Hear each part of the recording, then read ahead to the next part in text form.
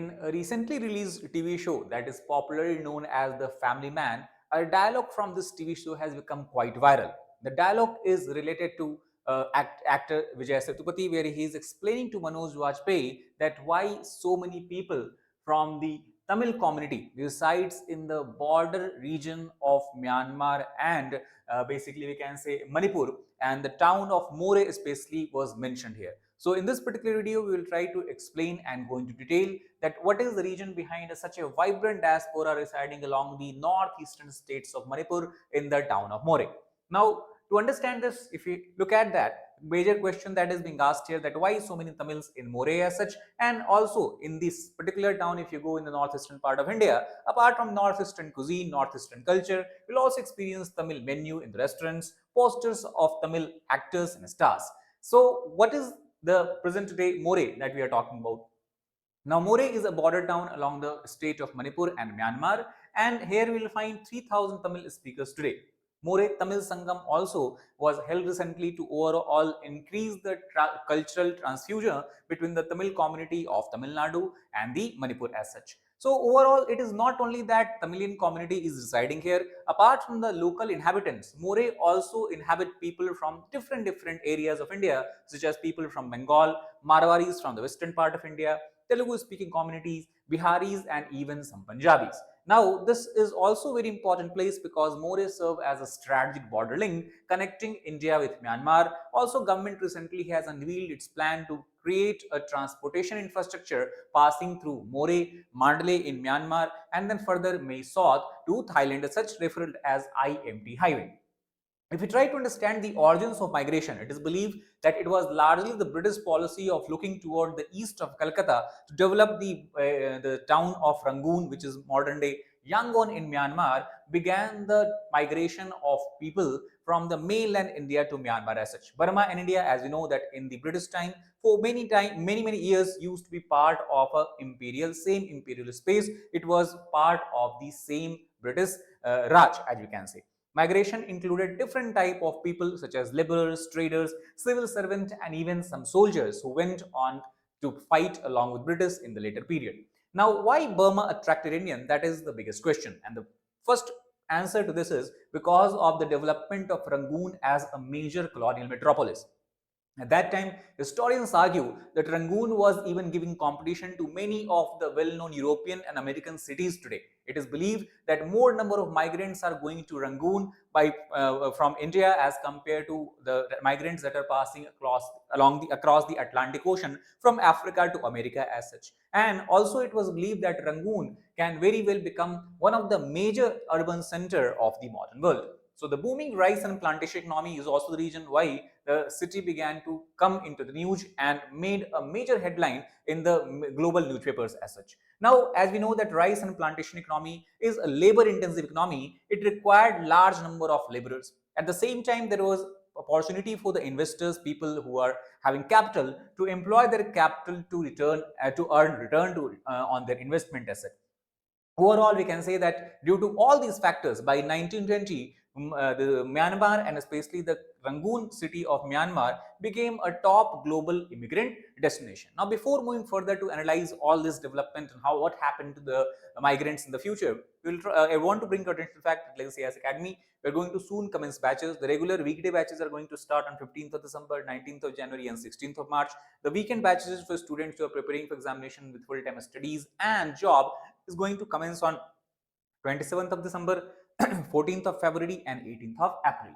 Now, in this particular program, we ensure comprehensive coverage of GS paper, one-to-one mentorship and doubt solving sessions, regular interaction with educators, daily maintenance writing practice because UPSC requires an integrated approach. Test series we also have included as a student should be aware about their strengths and weaknesses to further streamline their preparation. At the same time, UPSC require understanding and interlinking of static with current affairs. That is why we also ensure 360-degree coverage of current affairs. If you want to know more detail about the course program feature, you can click the link in the description box of this particular video. You can also give a call to the number being displayed here, and you are welcome to download our Legacy IAS app. At the same time, if you like our video, please ensure to hit the like button and subscribe to our channel. Now, coming back to a particular Tamil community referred as Chettiar, it is believed that as Rangoon became a major destination for the migrants, the prosperous Tamil business community began to find opportunity in Myanmar. And this was found in the form of supplying of credit. As we have discussed, that rice cultivation, plantation agriculture such as tea cultivation, rubber, coffee trade, it required having capital employment. And at the same time in India, money lending was not earning that much profit as before, and thus they found that Myanmar and Burma can be a major area where they can again deploy their capital to earn profit. And it is due to this region we see that between 1826 to 1929 three major migration waves occurred from the Myanmar from the Tamil Nadu to the region of the Myanmar. As such, Tamil Nadu, as we know, that time was referred as the state of Madras. Now situations began to change. Earlier, laborers, capital, we can say laborers, traders, and even businessmen were welcomed in Myanmar. But again, due to the economic disruption, as we see even today in many areas, in many countries of Europe, even in USA, you'll find anti-immigration wave. And similar thing happened in those days of Myanmar also. As more and more migrants began to flood in the Myanmar, street of Myanmar, they began to have a stiff competition with the locals, and that led to resentment by locals as they believed that the immigrants are stealing their jobs and business opportunities. Burmese were aged out as they lost their jobs to migrant, and thus it also stoked a fear of nationalism which was exploited by many of the Myanmarese leaders in the later future. At the same time, it also in the future gave rise to exclusionary policies, where the policies were framed by taking into account the what you can call as the non-national characteristic or character of Myanmar as such. Now, situation further changed in 1937. It was the historic year of 1937 when Burma was separated from British India, and this led to development of new administrative identity in the Myanmar as such. At the same time, many of the military generals who were part of Myanmar's military, Myanmar's government, we can say, they began to stoke a fear, and that led to rise in xenophobia. Xenophobia was largely against the migrants, and since most of the migrants were from India, they were the major target of this crowd as such. Foreigners began to be seen as outsider, as we have discussed, especially India. However, this resulted into a large number of people returning back to their homeland. But the culmination point was reached during the World War II. We know that the theater of war between Japan and England to some extent was the Southeast Asia, and during 1942 Japanese invaded the Myanmar region, the Burma region, and due to this more than 5 lakh Indian has to flee Burma as they feared for their life. This again further continued, and between January to June 1942 we have seen a massive returning back of the Indian citizens back to India. The return routes were largely through sea, air, forest route, and the need for this particular return was so this what you call as urgent that many people even lost their life while moving back to India.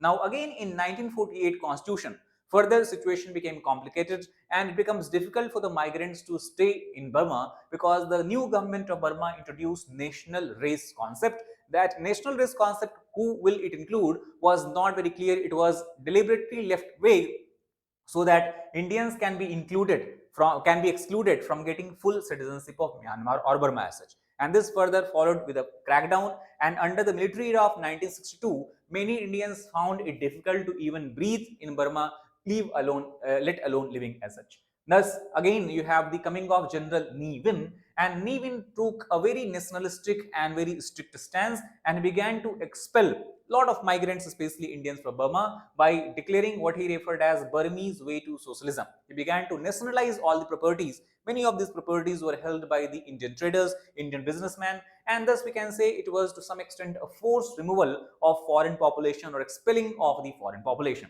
By the time late 1960s, it is believed that 3 lakh Indians were expelled from Burma under the exclusion policies of General Ne Win.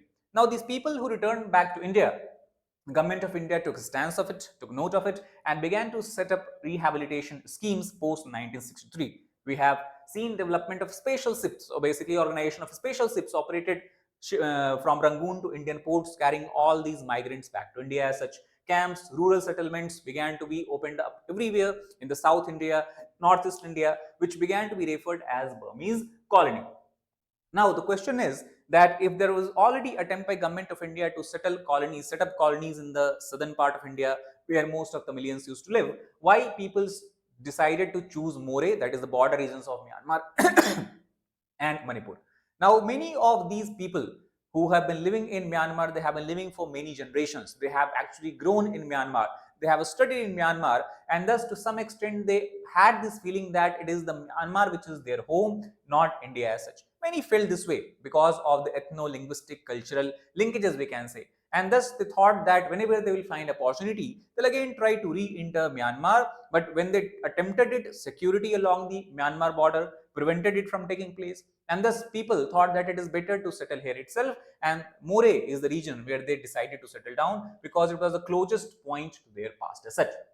Now, as they lost the hope of returning back to Myanmar due to the policies of the Myanmarese government, then they began to build a new life in the town where they have settled, and that was More settlement. More Tamil Sangam was formed in 86-87, and inter-community link languages still we see is the Burmese language, because that is what the ancestors, or we can say as the older generations of people were speaking. Overall, we can say these people, they are living in More, they were living in Myanmar, so they had adapted culturally, economically, and socially to the Myanmar's More region itself. Overall, this we can say the importance and the significance of this discussion is in understanding the legacy of the effect of migration first into Myanmar and then returning back to India as such. It overall can be considered as a living chapter of forgotten migration. That is what the Tamil community in More indicates. Unique Tamil Burmese cultural bridge is something that you can also see developing here. And inside India, history of displacement is something that has turned into an identity and belongingness. And that is where the significance of this entire discussion lies. That is all for this particular video. If you like the video, please hit the like button, share it with fellow aspirants, as well as subscribe to the channel for more such content. Thank you.